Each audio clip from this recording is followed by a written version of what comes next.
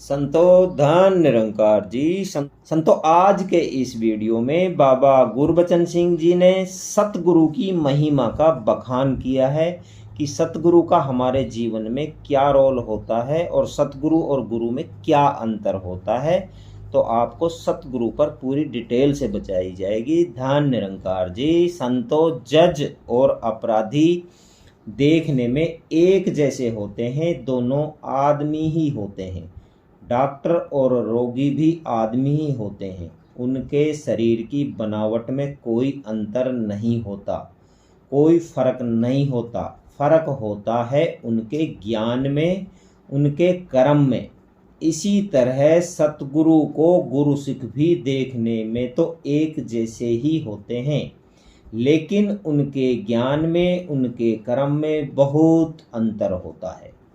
ये सच का ज्ञान देते हैं, ब्रह्म का ज्ञान देते हैं, इस पर दृढ़ कराता है, वह सतगुरु होता है। और ज्ञान को समझने वाला, शिक्षा लेने वाला सिख शिष्य होता है। गंदगी से भरा कोई घड़ा अगर गंगा की शरण ले लेता है तो वह पाक हो जाता है, पवित्र हो जाता है। पवित्र गंगा उसे भी पवित्र कर देती है। यदि गंगा उसे अपनी शरण में लेने से इनकार कर दे, उसे पाक और पवित्र न बनाए, तो हम उसे गंगा नहीं मानेंगे, उसे गंगा नहीं कहेंगे। गंगा की महानता इसी बात में है कि वह गंदगी को, मैल को अपने अंदर समेटकर शुद्ध कर देती है, पाक पवित्र कर देती है। इसी तरह कोई गुरु पापी जीवों को अपनाने से इनकार करता है, उन्हें गले से नहीं लगाता, उनका उद्धार नहीं करता, तो वह सतगुरु नहीं हो सकता।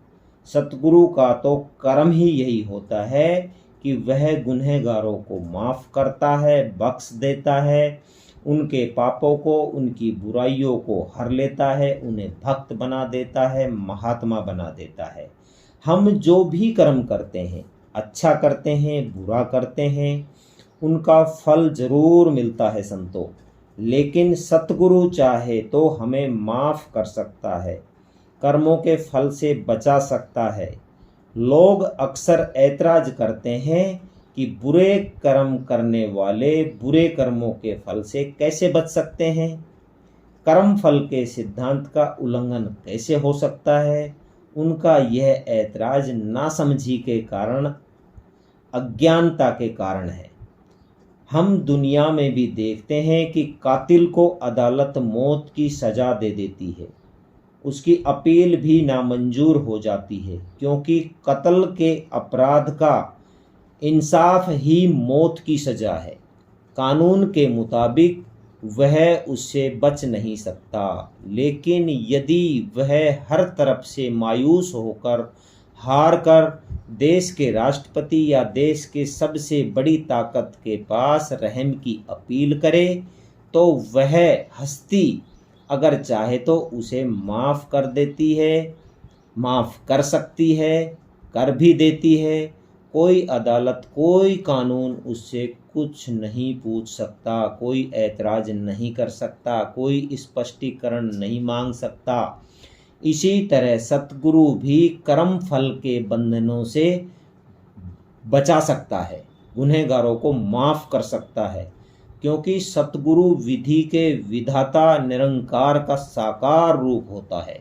हाँ, यह जरूर है कि जिस तरह उस रहम की अपील में अपराध अपने बेकसूर होने का दावा नहीं करता, अपने अपराधों को स्वीकार करता है, उन पर शर्मिंदा होता है, पश्चाताप करता है, आगे के लिए अपराध न करने का वायदा करता है, प्रण करता है, अपराध को मानकर रहम मांगता है। इसी तरह परमार्थ में भी गुनहगार अपने गुनाहों को मानता है, इकरार करता है, अपने अहंकार को छोड़कर गुरु से दया की भीख मांगता है और वह माफ़ हो जाता है, क्योंकि गुरु दया का भंडार भी होता है, माफ़ी भी मिल जाती है और कर्म फल के सिद्धांत का प्रभाव भी बना रहता है।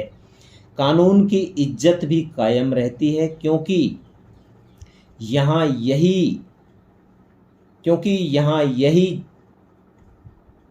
जाता है कि फलां कातिल माफ कर दिया गया। परमार्थ में भी यही आता है कि अमुक डाकू ऋषि बन गया, फलां राक्षस मुक्त हो गया। अगर किसी आदमी की मृत्यु हो जाए और उसके बेटों को पता हो कि उसके पिताजी ने किसी बैंक में काफ़ी पैसा जमा कर रखा था, ढूंढने पर उन्हें पासबुक भी मिल जाए, लेकिन किसी कारण उनसे बैंक का नाम न पढ़ा जा सके, उन्हें बैंक का नाम न पता चल सके, तो वे कभी किसी बैंक में जाएंगे, कभी किसी में, लेकिन उन्हें कहीं से रुपया नहीं मिल पाएगा।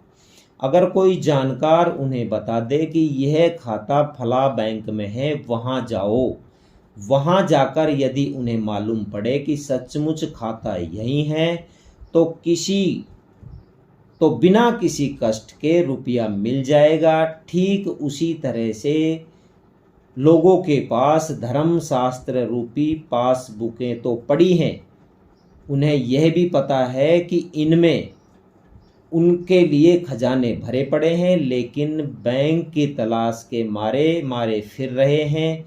वास्तव में इन धर्मशास्त्र रूपी पासबुकों का बैंक सतगुरु है, वहीं से सब खजाने मिलते हैं, दातार प्रभु का ज्ञान मिलता है। इधर उधर ठोकरें खाने से कुछ मिलने वाला नहीं। धर्मशास्त्रों में केवल राम नाम रूपी धन की ही चर्चा है, जो कि सतगुरु रूपी बैंक से मिलता है। दुनिया में किसी भी काम को सीखने या जानने के लिए इंसान कदम कदम पर उस्ताद ढूंढता फिरता है, लेकिन ईश्वर की प्राप्ति के लिए वह ऐसा यत्न नहीं करता।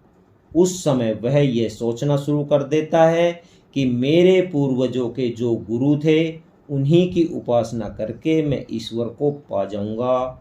ऐसा कभी नहीं होता। यदि कोई बच्चा यह सोचना शुरू कर दे कि मेरे बाप दादा को जिस मास्टर ने पढ़ाया था मैं भी उसी से पढ़ूंगा, तो वह कभी नहीं पढ़ पाएगा।